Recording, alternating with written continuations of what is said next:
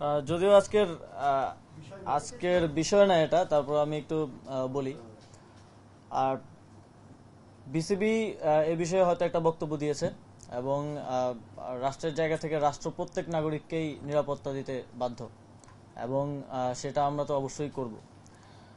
এখানে সাকিব সাকিব আল হাসানের পরিচয় দুইটা, এটা আমাদের মনে রাখতে হবে। খেলোয়াড় হিসেবে একটা পরিচয়, আরেকটা হচ্ছে ওনার রাজনৈতিক পরিচয়।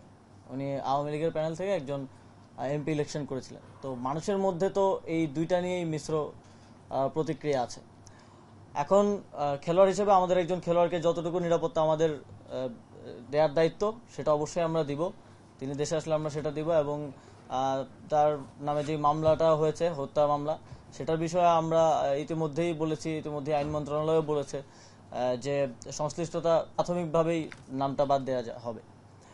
কিন্তু ওনার রাজনৈতিক পরিচয়ের কারণে জনগণের মধ্যে যদি ক্ষোভ থাকে, তাহলে মনে করেন আমার নিরাপত্তার জন্য কয়জন, 5জন পুলিশ কনস্টেবল থাকে আর একজন গানম্যান থাকে।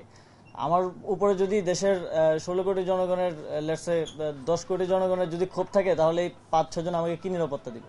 আমারও তো সেক্ষেত্রে নিরাপত্তার সুযোগ নেই। তো সেক্ষেত্রে জনগণের যদি কোথাও ক্ষোভ থাকে, সেটাকে তো আমাকেই রিডিউস করতে হবে আমার কথা দিয়ে। তো আমার মনে হয় যে ওনাকে ওনার জায়গাটা পরিষ্কার করা প্রয়োজন রাজনৈতিক জায়গা থেকে। ওনার যে রাজনৈতিক অবস্থান, সেটা নিয়েও কথা বলা প্রয়োজন। অলরেডি মাশরাফি বিন মুর্তজা বোধহয় কথা বলেছেন সেই বিষয়টি নিয়ে। তো জনগণের পক্ষ থেকে যদি নিরাপত্তা ঝুঁকি থাকে, সেটা কেউই কাউকে আসলে দিতে পারবে না। শেখ হাসিনাকেও তো নিরাপত্তা দেওয়া যায়নি, তাকে দেশ ছেড়ে পালাতে হয়েছে। তো সেই জায়গাটা, রাজনৈতিক বিষয়টা পরিষ্কার করা প্রয়োজন বলে আমি মনে করি। কিন্তু একজন খেলোয়াড় হিসেবে আমাদের প্রত্যেক খেলোয়াড়কে নিরাপত্তা দেয়াই আমাদের দায়িত্ব এবং সেই দায়িত্বটা আমরা পালন করব।